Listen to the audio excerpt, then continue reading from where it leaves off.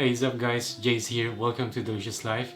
So if you are not new to this channel, you probably have watched already 2 of my videos in the past talking about 5 things that you need to bring to the UK. One is about household stuff, which you can find here, and the other one is about 5 things that you want to bring to UK for self-care. It's fine if you haven't watched them yet, you can always click the cards in here and watch it after watching this video. So if you haven't noticed yet, this video is about 5 things that Filipinos shouldn't bring to the UK. Well, it's kind of unusual, isn't it? But that is something that you want to find out in this video after this intro.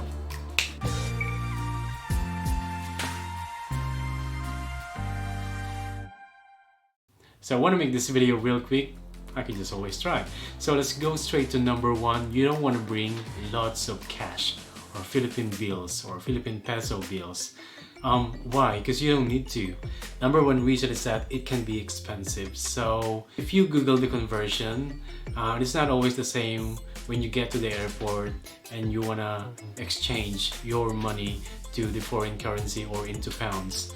So baka malugi ka pa, diba? And number 2, you don't actually need to bring money. Maybe you don't need to. So check this with your trust or with your employer, because normally they will provide you cash advance, or if not, allowance. Maybe 500 or 1,000 pounds. Maybe they will give it to you as part of the welcome package, or maybe they will deduct it from your first month or first couple of months salary. So better check it out with your employer so that you don't have to bring money in here in which you may not be able to use it anyway. What happened to me when I came to the UK, I didn't bring money with me because I read on the contract and on the terms and conditions of my contract or my employment that they will provide me a cash advance worth 500 pounds. So that is what I used for the first few months or first few weeks that I stayed here in the UK before receiving my first salary. Number 2 is you don't want to bring loads of jackets. Right, so it's kind of hard to assess how cold the weather is in the UK when you arrive until you get to the airport.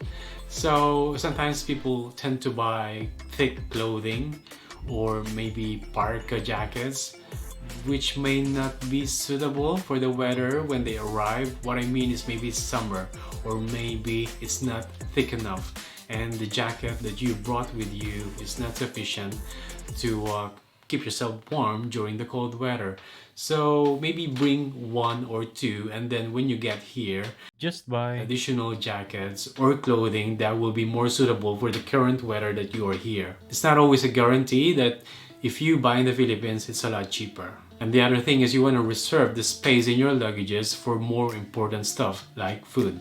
Number 3, maybe you would like to consider not bringing your collectibles. So what do I mean with the collectibles? It might mean your collection of shoes, collection of bags, collection of books, because try to think, would you really be able to wear all of them here in the UK?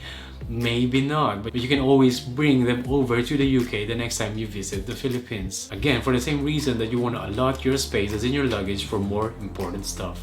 Down to number 4 and to the last 2 things I want to mention about not bringing here in the UK, and it doesn't talk about material stuff. Number 4 is don't bring your senior mentality if you have that. Well, maybe we think that we have enough experience, we have lots of experience of work in the Philippines, but try to realize that when you get to the UK, you're going to be working in a completely different system, different ways of how things are being done. So you might as well have this beginner's mentality in which your mind is very much ready to learn new things, to absorb new knowledge, new practices based on how they do things here in the UK. Because you might be surprised to realize that the things that you were doing back home are somehow completely different with the practices here in this country. One of the reasons is that you will have to start from the beginning, start from the bottom, and you will have to relearn things the way they do it here. And secondly, it's a sign of humility. If you are humble enough, then you are very much ready to learn. Number 5 for Filipinos, do not bring inferior mentality. Yes, it doesn't help. Iwasan natin yung masyado tayong timid or naive. Or wag tayo masyadong yuyukod-yukod, wag tayo masyadong tatahi-tahimik. Just smile and look straight to the eyes of the people and don't hesitate to ask them to repeat what they said if you didn't understand it quite clearly. Filipino nurses are one of the most competitive nurses in the whole world. And I mean that. So there's no reason for us to have this inferior mentality. And if I may just say, having an inferior mentality won't help a Filipino nurse excel in what he is doing. And let me just be clear that you can still be proud of yourself without having inferior mentality. And that is equivalent to humility.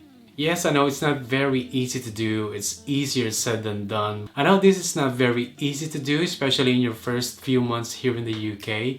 But having this thought at the back of your mind will help you develop the skills and competencies that you need in order to develop self-confidence and be proud of what you are doing while remaining humble.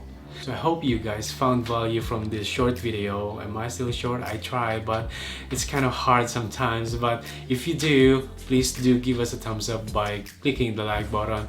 And if you haven't subscribed yet, hit the subscribe button and activate the bell for instant updates. So we'll wrap it up here, and as always, share a smile and spread the love, because life is delicious. I'll see you in the next one. Bye.